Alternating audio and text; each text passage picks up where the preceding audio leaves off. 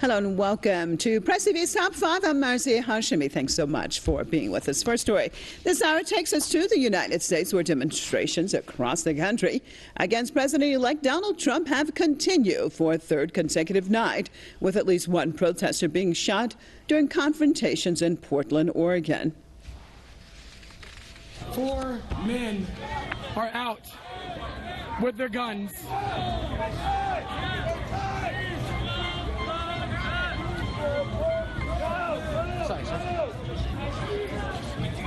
Oh my God, there's a fight. This is terrible. No, it's being shot in the air. The gun's being shot in the air. The gun's being shot. Someone got shot. Someone got shot. Yes, someone was shot in the leg. The man was shot in the leg and immediately sent to a local hospital where he was treated. He was among marchers protesting against the election of Trump as the new president. The city of Portland has been the scene of violent demonstrations where police used tear gas and pepper spray to disperse angry protesters. Similar rallies have been held in Detroit, Dallas, Memphis, Orlando, Raleigh, and a dozen other cities. New York police arrested at least 11 demonstrators in the city, and in Atlanta, protesters burned U.S. flags in a show of anger over election results.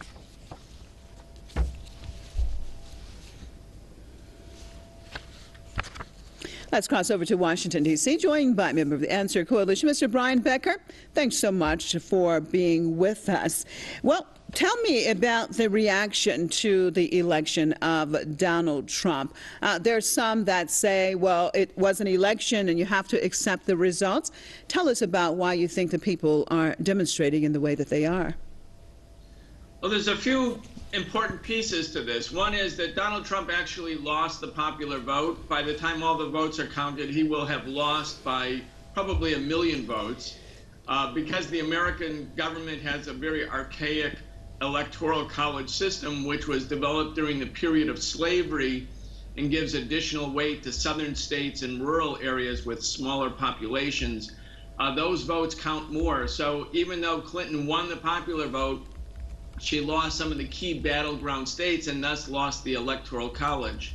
But more importantly than the votes and how the votes were counted, Donald Trump represents the epitome of right-wing religious hatred and racism, bigotry against Muslims, bigotry and hatred towards immigrants, towards the Latino community, towards Mexicans, towards scapegoating, xenophobia, at the same time as he wants to spend more and more of the national budget on militarism rather than what people need.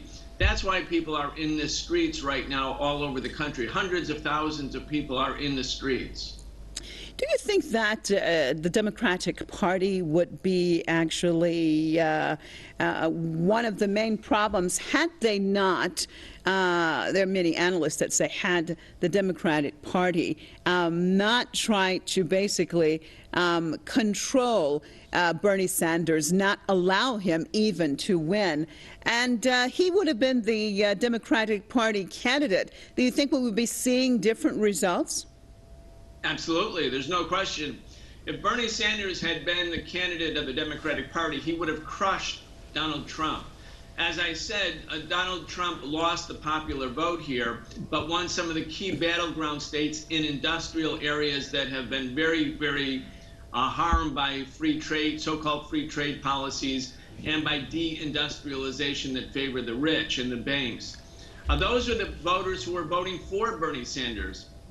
Hillary Clinton, because she represents the elites in the Democratic Party establishment, because she is the voice of Wall Street, she can't reach these voters, but Bernie Sanders could have. So the Democratic Party establishment shot itself in the foot, or should I say it shot itself in the head by sabotaging the bid of Bernie Sanders. And now we have Donald Trump.